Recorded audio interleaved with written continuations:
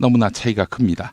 참여정부에서 홍보수석을 지낸 조기숙 이화여대 교수의 입장 들어보겠습니다. 조기숙 교수님. 네, 안녕하세요. 네, 교수님. 건강하셨죠? 예. 예, 날이 너무 추운데 말이죠. 예. 자, 우선 교수님, 이 사안과 관련해서 교수님께서 파악하고 계신 팩트는 어떤 것입니까? 일단 이상호 기자가 저에게 예. 그 당시 모든 언론이 다 그렇게 썼다. 봐라. 그랬는데 제가 잘 찾기가 어렵더라고요. 그래서 이상호 기자한테 또 물어보려고 쪽지를 보냈어요. 문자를. 나 못 찾겠다. 그랬더니 본인이 이제 페북에다 올려놨어요. 자기가 이런 기사에 근거해서 그런 주장을 했노라고. 그래서 봤더니 이게 의도적으로 악의적으로 제목만 왜곡한 기사를 링크를 했어요. 근데 이 기자가 준 기사를 읽어봐도 내용은 지금 검찰이 잘하고 있으니 검찰이 일단 하고 미진하면 또 특검을 해야 된다. 그거는 이제 도청에 대해서 하는 얘기고 그다음에 이제 이 수사가 두 가지가 있어요. 도청에 관한 수사가 있고 도청의 내용에 관한 수사가 있는데 이제 이 내용에 관한 수사는 이게 공소시효도 있고 또 불법 증거물이기 때문에 위헌이에요. 수사를 하면. 그래서 그런 경우에는 특검을 할 수도 있겠다. 그리고 이게 이제 위헌 소지가 있으니까 특별법을 만들어서 특별법을 통과시켜서 특검에서 하는 방법도 있겠다라고 하면서 실제 언론이 질문하는 것보다 더 나아간 주장을 해요. 문재인 당시 수석이. 그러니까 이상호 기자가 모든 언론을 봤다는 거는 사실 전문 인터뷰도 이미 언론에 있었는데 안 봤다는 얘기고 보고 만일에 자기 그 페이스북에 올려놓은 링크가 다 이렇게 문재인 선 검찰 후 특검 이런 SBS 제목이 있는데 내용도 녹취록에 대해서는 선 검찰 조사 후 특검 이렇게 얘기를 했지만 녹취록의 내용에 대한 거 예를 들면 삼성 관련이라든지 정치인 관련이라든지 이런 거는 특검을 통해서 할 수밖에 없다 이런 얘기를 했기 때문에 결코 이상호 기자가 모든 기사를 본 게 아니고 왜곡된 기사만 봤다는 거죠. 그것도 제목만. 그래서 제가 이상호 기자가 제공해준 기사를 봐도 제목은 사실 편집국에서 뽑잖아요. 그렇죠. 기자의 기사는 매우 정확하게 썼어요. 그런 얘기가 없어요. 그래서 제가 이제 전문 인터뷰를 구해서 봤는데 역시 이거는 이상호 기자의 오보다. 그러니까 당신이 이건 어디서 나온 거냐, 왜 오해했냐 그랬더니 나는 당시에 언론 보도만 보고 하는 얘기니 해명은 당신들이 하시오 이렇게 얘기를 하더라고요. 그래서 이거 오해인 것 같은데 제 기억도 그렇고 제가 그때 당시에 있었으니까 제 기억도 그렇고 당시 민정비서관이었던 전해철 의원에게 통화를 해봐도 그렇고 이게 전부 아닌 거예요. 그래서 이제 저는 그럼 오해가 있는가 보니 만나서 우리 한번 어디서 서로 이해가 달랐는지 오해를 한번 풀어보자 한 건데 왜 내가 당신들하고 만나서 토론을 해야 되냐. 나는 기사를 보고 한 거니까 기사를 보고 당신들이 해명하시오. 왜 해명할 기사가 없는 거예요. 제목 왜곡 두 가지 외에는.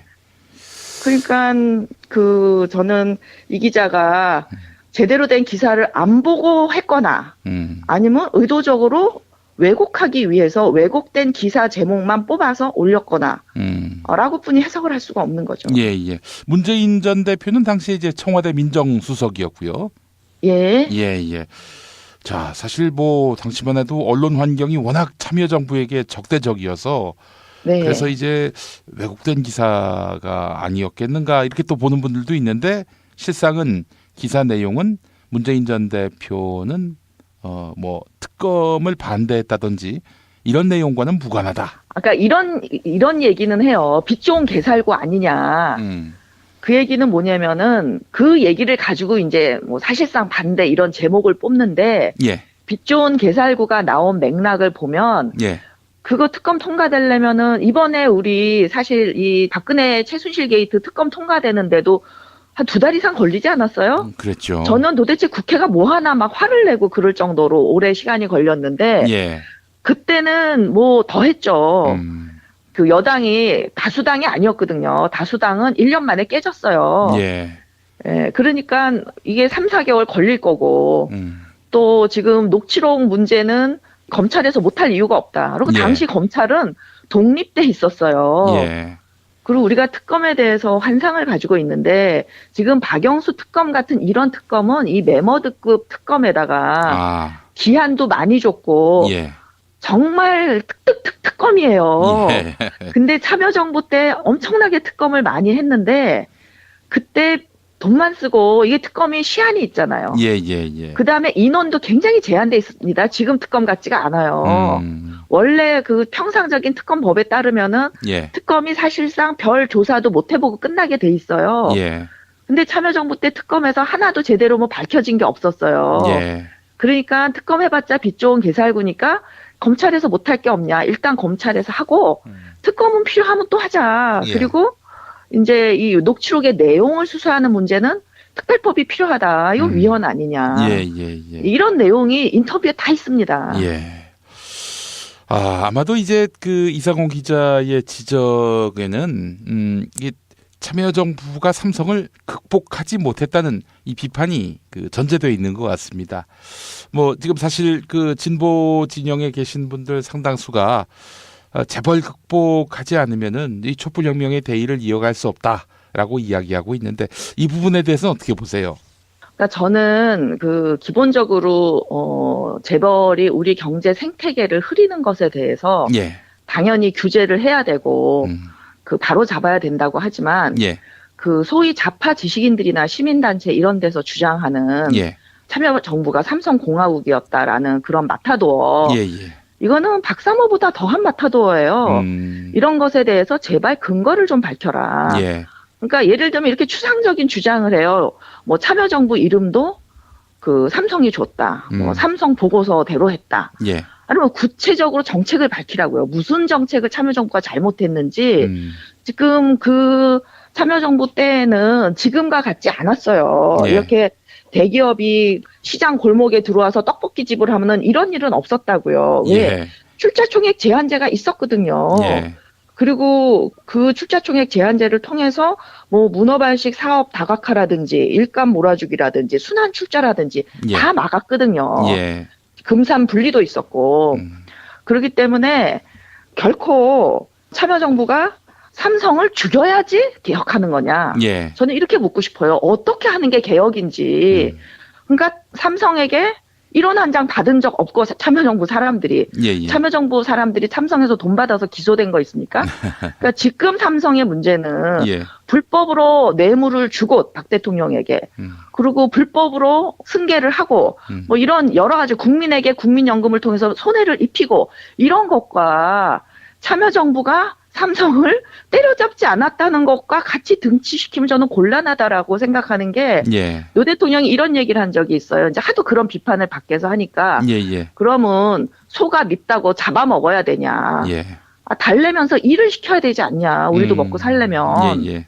그러니까 그런 차원에서 필요한 규제는 다 했다라고 생각을 하고 그때 당시에 필요한 규제. 물론 지금 상황에서 더 필요한 규제가 있을지 모르겠지만 참여정부에서 했던 규제 다 누가 없앴습니까? 2008년에 이명박 대통령이 다 없애요. 그래서 지금 10년간 재벌이 또 망가져 온 거를 왜 10년 전 참여정부에게 책임을 묻냐고요. 그러니까 저는 제발 좀 진보라면은 이성을 진보는요 정말 무지와의 싸움이에요. 아무나 진보가 될 수 있는 게 아니거든요. 그러니까 좀 이성을 가지고 비판을 해도 해라. 이 무지한 마타도어로 비판을 하는 거는 누구에게도 도움이 되지 않는다. 그래서 그 좌파 지식인들 제가 뭐 이 분야 전문가는 아니라서 잘 모르지만 구체적으로 참여정부가 뭘 어떻게 해서 어떤 특혜를 줬는지 지적을 하면 저희는 그 기록이 다 있습니다. 이지원도 있고 정책이 어디서 어떻게 수정되고 바뀌는지 다 있기 때문에 누가 로비를 받아서 어떻게 장난을 쳤는지 다 추적이 가능해요. 그러니까 구체적으로 제기하십시오. 구호예요, 완전 구호. 구호 수준의 비방은 정말 도움이 서로에게 안 된다. 왜냐하면 지금 이런 주장하시는 분들 다 구좌파인데, 구좌파 그 지식인들 이미 20세기 프레임에 빠져 있는 분들인데, 지금 21세기에는 기업 환경이 20세기와 완전히 달라요. 그런 변화된 세계 글로벌 기업 환경 같은 걸 봐가면서 우리도 기업이 기업 활동은 해야 되지 않습니까? 소가 이르내야 우리가 먹고 살죠. 예. 그 삼성의 그 이재용 부회장의 최근에 그 행동들, 뭐 이를테면은 삼성물산 제일모직 합병 문제라든지 이렇게 자격이 검증되지도 않은 이런 그 재벌의 무단 승계, 이 부분과 관련해서는 글쎄요, 문재인 전 대표가 어떤 그 보관을 갖고 있는지, 이것도 사실은 우리 재벌 개혁에 대한 의지를 확인할 수 있는 시금석이 되지 않을까 싶은데, 지난번 대선 때 그 공약만 봐도요. 재벌 개혁 입장이 안철수 씨보다 훨씬 그 강경했고요. 이번에는 한 걸음 더 나아갔다고 그 난리들이에요. 자유경제원 이런 데에서는. 근데 저는 지난 대선에 사실 저는 재벌 개혁 이런 용어 자체도 쓰지 말라 그랬어요.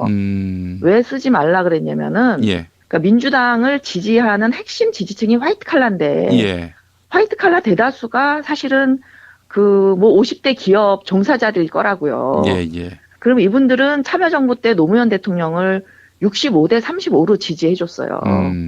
근데 문재인 대표가 지난 대선 때 그렇게 많은 지지를 못 이끌어낸 데는 저는 그 강경한 재벌 규제안들이 영향을 미쳤을 거다. 또는 재벌 개혁이라는 이런 그 구호, 슬로건 이런 것들이 영향을 미쳤을 거라고 봐요. 그러니까 이게 재벌만의 문제가 아니라 또 이 민주당의 핵심 지지 기반인 화이트 칼라의 문제이기도 하기 때문에 이게 정말 부당한 행위에 대해서는 규제를 해야 되지만 지금 좌파 지식인들이 주장하는 것처럼 무조건 때려잡아라 이런 것들이 별로 그 보통 국민들에게 설득력이 없다는 거예요. 그러니까 정책으로 얘기하자, 저는 이렇게 말씀드리고 싶고 그 문재인 대표의 이번 그 재벌 정책 그 공약을 보면 지난번보다도 더 강경해졌기 때문에 중요한 거는 실행이잖아요.